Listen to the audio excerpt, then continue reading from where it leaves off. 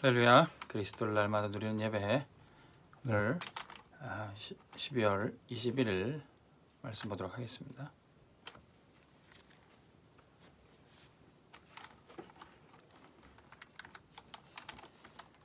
말씀 제목은 번제드릴 성전과 교회입니다.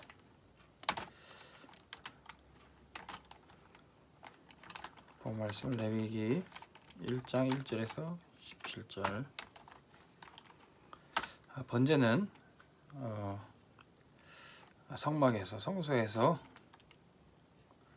드리는데 그것이 지금 오늘날의 성전과 또 오늘날의 교회와 어떤 관계가 있습니까?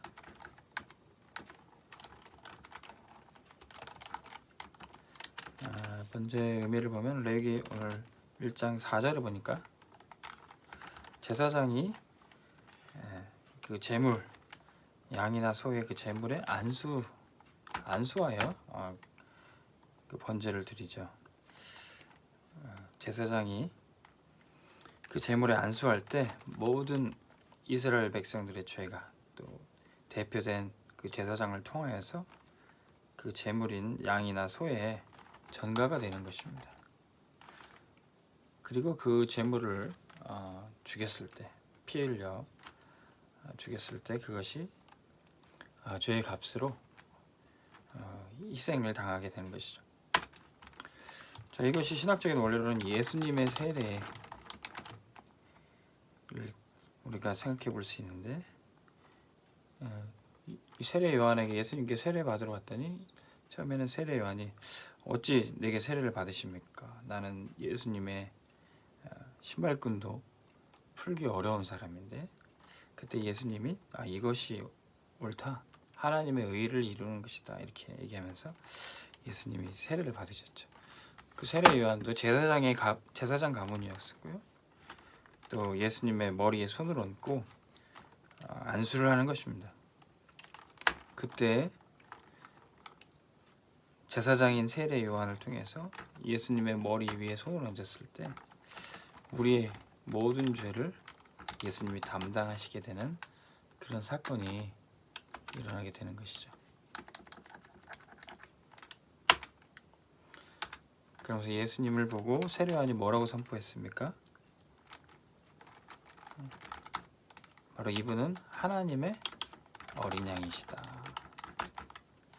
하나님이 인류의 모든 죄를 대속하기 위해서 보내주신 어린 양이시라는 거예요.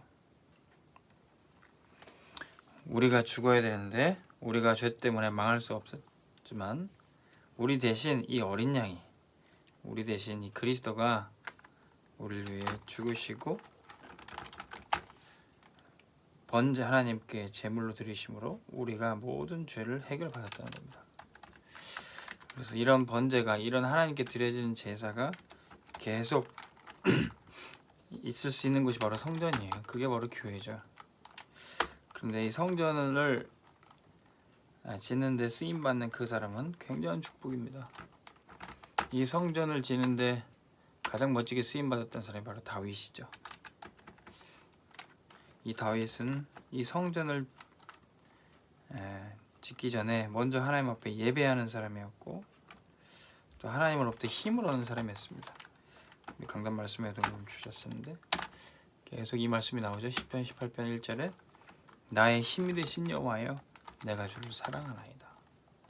다윗은 이 힘을 얻어가면서 성전을 지었던 것이죠. 시편 23편 1절에서 6절에 여호와는 나의 목자시니 내게 부족함이 없으리로다. 여호와 하나님 한 분만으로, 예수 그리스도 한 분만으로 충분하고 완전하고 모든 것인 그 축복을 누렸다는 겁니다.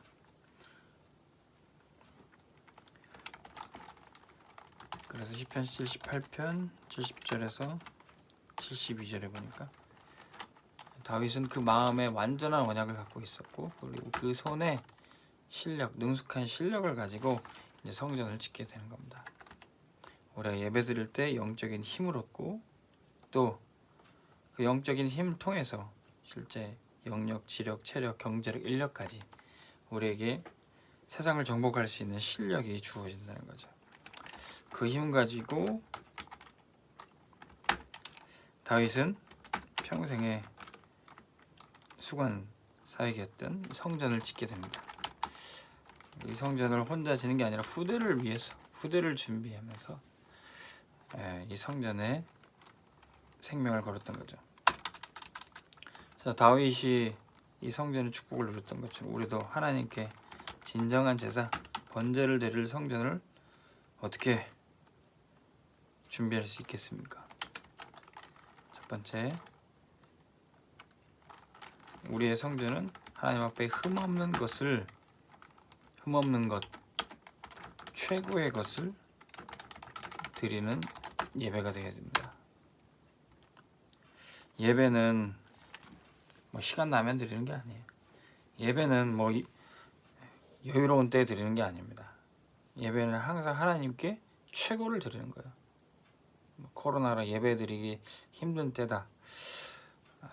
말은 맞지만 예배 드리기 좋았던 때는 없었어요. 항상 예배 드리면 사단은 그걸 막았고 버금가는 사람들을 핍박을 했고 예배 드리기 좋았던 때는 없어요. 예배에 생명 건 사람들만 있을 뿐입니다. 오늘 말씀 3절에 보니까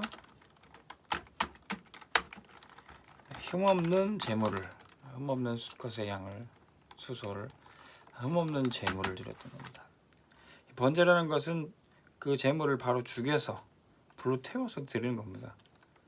그러기에 사람들이 생각이 들 수가 있죠. 어차피 죽일 거니까, 불로 태울 거니까, 뭐 곧 죽을 거, 약한 거, 병든 거, 그런 걸 생각할 수가 있죠. 근데 하나님은 그런 제물 받으실 분이 아닌 겁니다. 하나님은 우리의 최고의 것을, 최고의 헌신을 받으시기에 합당하신 분이에요. 우리는 하나님께 최고의 것을 드림으로 최고 응답 받는 경험을 하게 될 것입니다. 어떤 분은 교회 뭐 어떤 헌물을 드리고 헌신을 하실 때 집에서 쓰던 거 그렇게 하시는 분인데 그건 아닙니다. 교회에 항상 드리는 거 항상 최고의 것, 좋은 것을 드려야 돼요. 어떤 분들은 헌금을 할 때도 뭐 은행에서 빳빳한 돈 드린다. 뭐 그게 뭐 종교적이다, 그게 의미가 있냐 뭐 그렇지만 그것도 하나의 중심이죠. 하나님 앞에 우리가 드릴 것은 절대로 허드렛 것이 아니라 가장 좋은 것을 드리기 합당한 겁니다. 그래서 또 이스라엘 백성들에게 주신 규례 중에 하나가 처음껏 초태생을 하나님께 드려라. 첫 아들, 양의 첫 새끼 이런 것들을 하나님께 드렸다는 거예요. 그것은 하나님께 최고의 것을 드리기 위한 마음가짐이었습니다. 또 처음 것뿐만 아니라 아예 전부 올인을 명하기도 하셨어요. 과부의 두렵돈을 주님이 칭찬하신 이유는 그 금액이 액수가 아니라 전부를 드렸기 때문에 사라밧 과부가 남은 한 끼 가지고 주의 종을 대접했고요. 아브라함에게 하나님이 그의 전부인 아들 이삭을 바치라고 했을 때 그때 순종했던 겁니다. 그것은 하나님께 최고의 것을 드리는 것을 요구하셨던 거죠. 하나님은 우리의 허드렛 것을 받을 분이 아니라 우리의 전부를, 우리의 가장 귀한 것을, 최고의 것을 받기에 합당하신 분입니다. 우리는 이 예배를 회복해야 될 줄로 믿습니다. 자, 그래서 우리가 이 예배를 통해서 이 예배를 우리만이 아니라 우리의 후대도 계속 드릴 수 있도록 후대에 전달할 성막, 성전, 교회를 준비해야 되는 거죠. 오늘 말씀 레위기 1장 2절 말씀해 보니까 하나님 모세와 이스라엘 백성들에게 너희는 이스라엘 자손에게 말하라. 어떻게 번제를 드리고 어떻게 예배를 드려야 되는지 후대에게 전달하라는 말이죠. 엄마 아빠는 어떻게 예배 드렸는지, 할아버지 할머니는 어떻게 예배 드렸는지 후대에게 말할 내용이 있어야 됩니다. 엄마 아빠가 어떻게 이 성전 교회를 위해서 헌신했는지, 이 성전 건축과 봉헌을 위해서 어떻게 헌신했는지 이것을 말해줄 게 있어야 됩니다. 원래 오늘 제가 성전 봉헌 영상을 이렇게 사회 보면서 틀었어야 되는데 1부에는 틀었었는데 2부에는 못 틀었어요. 거기에 이제 우리 랩런트들이 부모님이 또 할아버님이 성전 봉헌에 또 주일학교 선생님이 성전 봉헌에 대해서 이 포럼한 것을 듣고 이 랩런트들이 기꺼이 헌신했어요. 우리 랩런트들이 받은 장학금 가지고 또 때때로 모았던 동전을 모았던 그 저금통 가지고 성전 봉헌 헌금으로 드렸습니다. 우리 랩런트들에게 이렇게 성전을 준비해야 된다. 하나님 앞에 헌신해야 된다. 이렇게 얘기하면요. 그 아이들은 그냥 당연하게 기꺼이 헌신합니다. 당연 필요는 절대 응답을 받아요. 어른들은 성전 봉헌해야 됩니다. 그러면 뭐 여러 가지 생각이 들죠. 이게 맞는 건지 틀린 건지, 헌금을 해야 되는지 나오는지, 교회를 나와야 될지 나가야 될지 여러 가지 생각이 막 혼란스럽습니다. 근데 아이들은 그냥 당연한 거예요. 후대에게 이렇게 예배드려야 되고 후대에게 이렇게 성전을 준비해야 되고 전달하기만 하면 돼요. 아이들은 옥토밭이기 때문에 말씀을 그냥 심으면 그대로 나옵니다. 근데 우리 기성세대 어른들은 어떻습니까? 가시밭, 돌짝밭, 길가밭이 되다 보니까 말씀을 받아도 사실은 이 생각 저 생각 불신당 염려 근심 막 들게 됩니다. 그러나 우리 후대에게는 이런 불신앙 전달하지 말고 진짜 순수한 복음, 진짜 정확한 말씀 전달하시기 바랍니다. 아이들은 기꺼이 헌신하고 당연히 그 언약의 여정을 떠나가게 되어 있습니다. 우리는 어떤 성전과 교회를 준비해야 되겠습니까? 세계 살리는 전도와 선교하는 교회와 성전 준비해야 되겠습니다. 오늘 말씀의 9절에 보니까 이 하나님께 드리는 번제는 향기로운 화제더라 그랬습니다.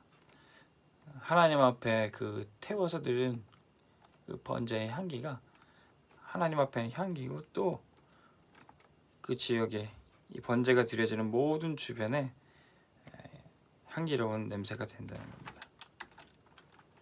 세상은 부패하고 썩어가서 악취가 풍겨나는 시대를 할지라도 우리의 예배와 우리의 헌신과 우리의 전도가 세상을 덮는 향기가 되길 바랍니다.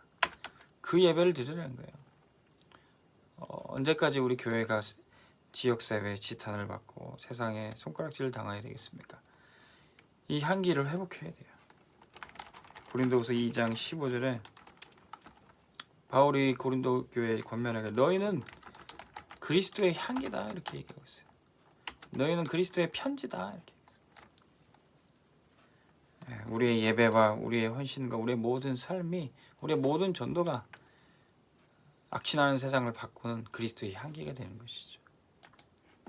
우리는 이 예배와 전도와 선교 가지고 세계를 살리는 사명을 감당해야 될 줄 믿습니다. 우리가 왜 이런 교회에 대해서 얘기해야 될까요? 지금 교회의 위기 시대가 됐습니다. 코로나로 인해 모이지 못하고 예배하지 못하고 헌금하지 못하고 그래서 무려 15,000개 이상의 교회가 문을 닫았다고 합니다. 그런데 오히려 교회마다 모이기를 패하는 그런 예배들이 많이 생겨나고 있어요. 우리는 이제 참 예배 회복하는 축복을 누려야 되겠습니다. 참 예배. 사실 뭐 온라인 예배가 맞다, 오프라인 예배가 맞다 그런 논쟁은 사실은 건강하지 못합니다. 소모적인 논쟁이죠. 예수님도 요한복음 4장에 이 산에서 예배드린 게 맞냐, 예루살렘에서 예배드린 게 맞냐, 사마리아 여인이 물었던 그 논쟁에 이렇게 대답하셨죠. 마지막 때 하나님께서 예배하는 자를 찾고 계신다. 하나님께 이 산에서도 말고 저 산에서도 말고 영과 진리로 예배할 때가 온다. 뭐 예배당에 예배 드리는 게 맞냐, 온라인 예배로 드리는 게 맞냐, 그런 소모성 논쟁이 아니라 진짜 성령 충만으로 진짜 진리의 말씀 붙잡고 예배하는 그 시간을 우리가 준비해야 되는 거죠. 어찌 보면 지금 이 시대에 사단이 원하는 것은 그걸 겁니다. 온라인 예배 드리는 게 맞냐, 뭐 해야 되냐, 아니면 집에서 해야 되냐, 그런 소모성 논쟁, 그것 때문에 교회가 분열되고, 그것 때문에 교인들 간에 또 목회자가 중직자가 대립되고, 사단이 계획한 것이 바로 그걸 겁니다. 근데 주님은 우리에게 예배 장소가 중요한 게 아니라 하나님은 예배자를 찾으신다는 거예요. 마지막 때 하나님께 진짜 참된 예배 드릴 자, 그 사람을 찾고 계시는 거예요. 왜? 예배당은 건물이 아니라 성령께서 거하시는 각 성도 한 사람 한 사람이기 때문에 그렇습니다. 정말로 영과 진리로, 성령 충만으로 진리의 말씀 붙잡고 예배하는 그 한 사람, 그 한 사람을 통해서 이 예배를 회복해야 되는 것입니다.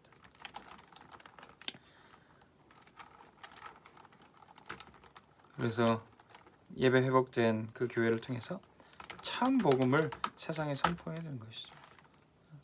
어떤 교단에서는 예수님 그리스도 밖에도 구원이 있다, 이런 복음도 알지 못하는 이야기를 하고요. 교회가 진짜 참 복음을 전하지 못하고 세상 종교와 같이 돼버렸다는 것이죠. 그러나 오직 천하의 구원 얻을 이름 예수 이름밖에 주시지 않고 오직 그리스도만이 우리의 유일한 구원자임을 우리는 이 땅에 선포해야 되는 것이죠. 그리고 이 복음 가지고, 이 예배 가지고 우리는 참 제자를 양육해야 되는 것입니다. 우리의 자녀, 우리의 후대들, 우리의 주일학교 학생들을 참 제자로 길러서 이들이 세상 살리고 또 하나님께 참된 예배 드리는 그런 제자로 키워야 되겠습니다. 우리 검단 세계력교회가 또 우리의 전도의 현장이 하나님의 교회로 세워지기를 간절히 소원합니다. 기도하겠습니다. 하나님, 주님의 몸된 교회가 참 예배를 회복하고 참 복음을 선포하게 하여 주시옵소서. 우리의 후대 렘넌트들을 참 제자로 키워 세상 살리고 세상에 그리스도의 향기를 흩날리는 귀한 일꾼이 되게 하여 주시옵소서. 오늘도 말씀 붙잡고 기도하는 모든 곳에 성삼위 하나님 함께해 주시고 참된 예배가 회복되게 하여 주옵소서. 예수 그리스도의 이름으로 기도합니다. 아멘. 승리하시기 바랍니다.